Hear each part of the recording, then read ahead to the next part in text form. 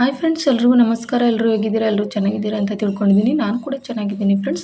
ಯಾರೆಲ್ಲ ನನ್ನ ಚಾನಲ್ ಹೊಸದಾಗಿ ನೋಡ್ತಾ ಇದ್ದೀರಾ, ಪ್ಲೀಸ್ ಸಬ್ಸ್ಕ್ರೈಬ್ ಮಾಡ್ಕೊಂಡು ನೋಡಿ, ಹಾಗೆ ಫ್ಯಾಮಿಲಿ ಫ್ರೆಂಡ್ಸ್ಗೂ ಶೇರ್ ಮಾಡಿ, ಹಾಗೆ ಕಮೆಂಟ್ ಮಾಡಿ, ಲೈಕ್ ಮಾಡಿ ಅಂತ ಹೇಳ್ತಾ ಈ ವಿಡಿಯೋನ ಕಂಟಿನ್ಯೂ ಮಾಡ್ತಿದ್ದೀನಿ. ಇದು ಶುಕ್ರವಾರದ ವಿಡಿಯೋ. ಇದು ಶುಕ್ರವಾರ ಬೆಳಗ್ಗೆನೇ ಒಂದು 7 ಗಂಟೆ 7:15ಗೆಲ್ಲವ ಬೆಳಗ್ಗೆ ಬಿಸಿಬೇಳೆ ಬಾತ್ ಮಾಡೋಣ ಅಂತ ಅಂದ್ಬಿಟ್ಟು ಎಲ್ಲ ರೆಡಿ ಮಾಡ್ಕೊಂಡು ಇಟ್ಕೊಂಡಿದ್ದೀನಿ. ನಾನು ಡ್ಯಾಡಿಗೆ ಮತ್ತು ಅಮ್ಮನಿಗೂ ಇಬ್ರಿಗೂ ಹಾಲು ಕಾಯಿಸ್ಕೊಟ್ಬಿಟ್ಟು, ಮಕ್ಳಿಗೆಲ್ಲವ ಹಾರ್ಲಿಕ್ಸ್ ಕಾಯಿಸ್ಕೊಟ್ಬಿಟ್ಟು ನಾವು ಟೀ ಕುಡಿದೆ. ನಾನು ಒಬ್ಬಳೇ ಟೀ ಕುಡಿಯೋದು, ಇನ್ಯಾರೂ ಟೀ ಕುಡಿಯೋಲ್ಲ. ಅದಾದಮೇಲೆ ನಾನು ಬಿಸಿಬೇಳೆ ಬಾತ್ಗೆ ಒಗ್ಗರಣೆ ಹಾಕ್ತಾಯಿದ್ದೆ. ನಾನು ಒಟ್ಟಿಗೆ ತರಕಾರಿ ಎಲ್ಲ ಹಾಕ್ಬಿಟ್ಟು ಒಂದೇ ಸಲ ಕಡಲೆ ಬೀಜ, ತರಕಾರಿ, ಹೆಸರುಬೇಳೆ, ಬೇಳೆಕಾಳು, ಅಕ್ಕಿ ಎಲ್ಲ ಒಂದೇ ಸಲ ಹಾಕೊಂಡು ಕೂಗಿಸ್ಕೊಂಡು, ಅದಾದಮೇಲೆ ನಾನು ಸಪ್ರೇಟ್ ಒಗ್ಗರಣೆ ಹಾಕ್ತೀನಲ್ಲ, ಆವಾಗ ಮಸಾಲೆ ಹಾಕ್ತೀನಿ. ಅಂದರೆ ಬಿಸಿಬೇಳೆ ಬಾತ್ ಪೌಡ್ರನ್ನ ಒಗ್ಗರಣೆಯಲ್ಲಿ ಹಾಕ್ಬಿಟ್ಟು ಸ್ವಲ್ಪ ಹುಳಿಬಿಟ್ಟು ಒಗ್ಗರಣೆ ಮಾಡಿ, ಆಮೇಲೆ ನಾನು ರೈಸ್ ಜೊತೆಗೆ ಮಿಕ್ಸ್ ಮಾಡ್ತೀನಿ. ಕುಕ್ಕರಲ್ಲಿ ಮಾಡೋಕ್ಕಾಗಲ್ವಲ್ಲ, ಅದಕ್ಕೋಸ್ಕರ ನಾನು ಒಂದು ಪಾತ್ರೆ ಫ್ರೀಯಾಗಿ ದೊಡ್ಡದಾಗಿರೋ ಪಾತ್ರೆಗೆ ಹಾಕ್ಕೊಂಡು ಮಾಡಿದೆ. ಅದಾದಮೇಲೆ ಅದಕ್ಕೆ ಮಿಕ್ಸ್ಚರ್ ತೊಗೊಂಡಿದ್ದು ತುಂಬ ಚೆನ್ನಾಗಿತ್ತು. ಎಲ್ಲರೂ ಚೆನ್ನಾಗೈತೆ ಅಂತ ಹೇಳಿದ್ರು. ಮಕ್ಕಳೆಲ್ಲ ತುಂಬ ಇಷ್ಟಪಟ್ಟು ತಿಂದರು. ಅದಾದಮೇಲೆ ನಾವು ಕೇರ್ನಗರಕ್ಕೆ ಹೋಗ್ತಾಯಿದ್ವು, ನಮ್ಮ ಮನೆಯವರು, ನಾನು ಮತ್ತು ನನ್ನ ತಂಗಿ ಮಗನ ಆಸ್ಪತ್ರೆಗೆ ಕರ್ಕೊಂಡು ಹೋಗೋಣ ಅಂದ್ಬಿಟ್ಟು ಹೋಗ್ತಾಯಿದ್ದೋ. ಯಾಕೆ ಅಂತಂದರೆ ಅವನಿಗೆ ಗದ್ದಮ್ಮ ಆಗಿಬಿಟ್ಟಿತ್ತು. ಲೆಫ್ಟ್ ಸೈಡ್ ಫುಲ್ಲು ಸ್ವೆಲ್ಲಿಂಗ್ ಇತ್ತು, ತುಂಬ ಊತ ಇತ್ತು. ಈಗ ಸ್ವಲ್ಪ ಕಡಿಮೆ ಆಗಿದೆ. 3 ಡೇಸು ಟ್ಯಾಬ್ಲೆಟ್ ತೊಗೊಳಕ್ಕೆ ಹೇಳಿದ್ರಂತೆ ಅವನಿಗೆ. ಅದಾದಮೇಲೆ 3 ಡೇಸ್ ಆಗಿದೆ ಇವತ್ತಿಗೆ. ನನ್ನನ್ನು ಹೋಗೋಣ ಬಾ ಅಂತ ಕರೆದ್ಲು. ನಾನು ಆಟೋದಲ್ಲಿ ಪಾಪನ್ನು ಕರ್ಕೊಂಡು ಹೋಗೋಕ್ಕಾಗಲ್ಲ, ಇನ್ನು ತುಂಬ ಹಿಂಸೆ ಆಗುತ್ತೆ, ಸೆಕೆ ಬೇರೆ ಅಲ್ವ ಈಗ.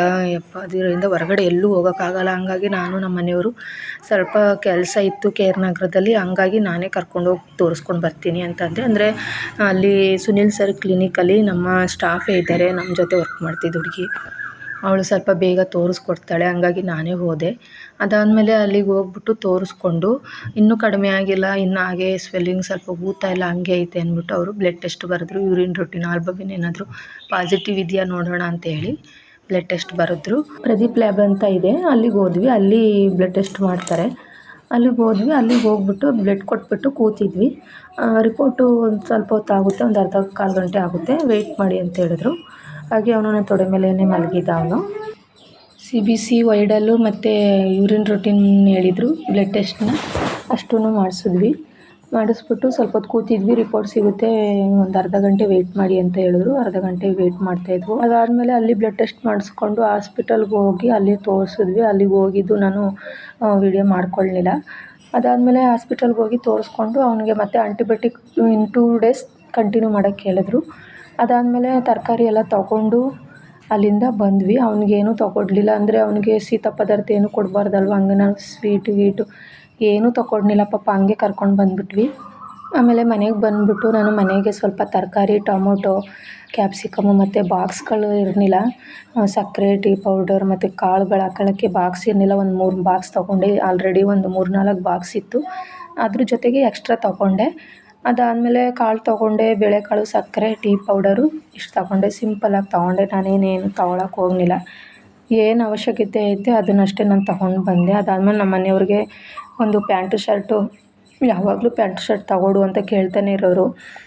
ನಾನು ಸುಮ್ಮನೆ ಆಗ್ಬಿಡ್ತಿದ್ದೆ. ಹಂಗಾಗಿ ಅವರು ಬನ್ನಿ ಕರ್ಕೊಂಡು ಹೋಗ್ತೀನಿ, ತಗೊಡ್ತೀನಿ ಅಂದ್ಬಿಟ್ಟು ಕರ್ಕೊಂಡೋಗಿದ್ದೆ. G7 ತುಂಬ ಚೆನ್ನಾಗಿರುತ್ತೆ, ಚೀಪಾಗೂ ಸಿಗುತ್ತೆ. ನಮ್ಗೆ ಯಾವ ರೇಟಿಗೆ ಬೇಕೋ ಆ ರೇಟಿಗೆ ಸಿಗುತ್ತೆ, ತುಂಬ ಚೆನ್ನಾಗಿರುತ್ತೆ. ಅದಾದಮೇಲೆ ಪ್ಯಾಂಟು ಶರ್ಟು 2ರಿಂದ 1200 ರೂಪಾಯಿ ಅಷ್ಟಾಯಿತು. ಅಲ್ಲಿ ಶರ್ಟ್ಗಳು ಅಷ್ಟು ಚೆನ್ನಾಗಿರಲಿಲ್ಲ, ಸಿಂಪಲಾಗಿ ಒಂದು ತೊಗೊಂಡ್ವಿ. ನಮ್ಮ ಮನೆಯವರು ಇಷ್ಟ ಆಯಿತು ಅಂದರು. ಆಮೇಲೆ ಮಕ್ಕಳಿಗೆಲ್ಲ ಬಟ್ಟೆ ತೊಗೊಂಡೆ. ಅದಾದಮೇಲೆ ನಾನು ಅಲ್ಲೇ ಕ್ಲಿನಿಕಲ್ಲಿ ನನ್ನ ಮಗಳು ಸ್ವಲ್ಪ ತುಂಬ ತಿನ್ನಿದ್ದಾಳೆ, ಸಣ್ಣ ಇದ್ದಾಳೆ, ಅದಕ್ಕೆ ನಾನು ವಿಟಮಿನ್ಸ್ ಸಿರಪ್ ಬರೆಸ್ಕೊಂಡೆ. ಅವಳಿಗೆ ಹೊಟ್ಟೆ ಹಸಿವಾಗೋಕ್ಕೆ ಮತ್ತು ವಿಟಮಿನ್ ಸಿರಪ್ಪು 2 ಬರೆಸ್ಕೊಂಡೆ. ಚೆನ್ನಾಗಿರೋದು ಒಳ್ಳೆ ಸಿರಪ್ ಬರ್ಕೊಡ್ತಾರೆ, ತುಂಬ ಚೆನ್ನಾಗಿ ನೋಡ್ತಾರೆ. ಹಂಗಾಗಿ ನಾನು ಅಲ್ಲಿಗೆ ಹೋಗೋದು, ಸುನಿಲ್ ಸರ್ ಕ್ಲಿನಿಕ್ಕೇ. ನನ್ನ ಮಗಳು ಆಟಾಡ್ತಾಯಿದ್ಲು, ಅವಳನ್ನೂ ಕರ್ಕೊಂಡೋಗಿದ್ದೆ ಹಾಸ್ಪಿಟಲ್ಗೆ ತೋರಿಸೋಕ್ಕೆ. ಅಂದರೆ ತುಂಬ ಸಣ್ಣ ಇದ್ದಾಳಲ್ಲ ಅಂದ್ಬಿಟ್ಟು ಕರ್ಕೊಂಡೋಗಿದ್ದೆ. ಅದಾದಮೇಲೆ ಕೇರ್ನಗರದಲ್ಲಿ ಸ್ವಲ್ಪ ಸಾಮಾನೆಲ್ಲ ತೊಗೊಂಡು ಅಲ್ಲಿಂದ ಬಂದ್ವಿ. ಥಿಂಗ್ಸ್ ಎಲ್ಲ ತೊಗೊಂಡು ನಮ್ಮ ಮನೆಯವ್ರು ಮಲಗಿದ್ರು, ನೈಟ್ ಡ್ಯೂಟಿಗೆ ಹೋಗ್ಬೇಕು ಅವರು ಮತ್ತು ನೈಟು, ಅದಕ್ಕೆ ಮಲಗಿದ್ರು. ನಮ್ಮ ಪಾಪು ನೋಡಿ ಹೆಂಗೆ ಆಟ ಆಡ್ತಾಯಿದ್ದಾಳೆ. ಮನೆಯೆಲ್ಲ ಕ್ಲೀನ್ ಮಾಡಿ ಒರೆಸಿ ರೆಡಿ ಮಾಡಿ ಇಟ್ಬಿಟ್ಟು ಹೋಗಿದ್ದೆ. ಅವತ್ತು ಶುಕ್ರವಾರ, ಹಂಗಾಗಿ ಸಂಜೆ ದೀಪ ಹಚ್ಚಲಿಕ್ಕಾಗುತ್ತೆ ಅಂದ್ಬಿಟ್ಟು ನಾನು ಸ್ನಾನ ಮಾಡಿಕೊಂಡು ಪಾಪುಗೆಲ್ಲ ಸ್ನಾನ ಮಾಡಿಸ್ಬಿಟ್ಟು ಮನೆಯೆಲ್ಲ ಒರೆಸ್ಬಿಟ್ಟು ಹೋಗಿದ್ವಿ. ಅಮ್ಮ ದೀಪ ಹಚ್ಚಿದ್ರು, ನಾನು ಸಂಜೆ ಹಚ್ಚೋಣ ಅಂದ್ಬಿಟ್ಟು ಸುಮ್ಮನೆ ಆದೆ. 2:30-3 ಗಂಟೆ ಆಗಿತ್ತು. ಮಕ್ಕಳು ಸ್ವಲ್ಪ ಬಿಸಿಬೇಳೆ ಬಾತಿತ್ತು, ಅದನ್ನೇ ತಿಂದ್ಕೊಂಡ್ರು. ಅದಾದಮೇಲೆ ನಾನು ಬಂದು ಅಡುಗೆ ಮಾಡಿದೆ. ಅಲ್ಲಿಂದ KR ನಗರದಿಂದ ಬಂದು ಅನ್ನ ಸಾಂಬಾರೆಲ್ಲ ಮಾಡಿಟ್ಟಿದ್ದೆ. ಆಮೇಲೆ ನಮ್ಮ ಮನೆಯವರು 5 ಗಂಟೆ 5:30 ಹೊರಡ್ತಾರೆ.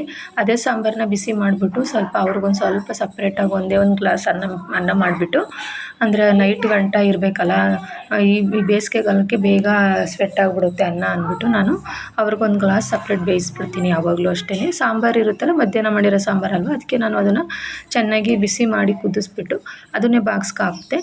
ಇವತ್ತಿನ ವೀಡಿಯೋನ ಇಲ್ಲಿಗೆ ಮುಗಿಸ್ತಾ ಇದ್ದೀನಿ ಫ್ರೆಂಡ್ಸ್. ನಾನು ವೀಡಿಯೋನ ಪೂರ್ತಿ ಕ್ಲೀನಾಗಿ ಎಂಡ್ ಗಂಟೆ ಮಾಡ್ಕೊಳಕ್ಕಾಗ್ತಾಯಿಲ್ಲ. ಯಾಕೆ ಅಂತಂದರೆ ನನಗೆ ತುಂಬ ಕೆಲಸಗಳೇ ಜಾಸ್ತಿ ಆಗ್ತೈತೆ. ನಾನು ಫ್ರೀ ಇದ್ದಾಗ ವೀಡಿಯೋ ಮಾಡ್ಕೊಳ್ತೀನಿ.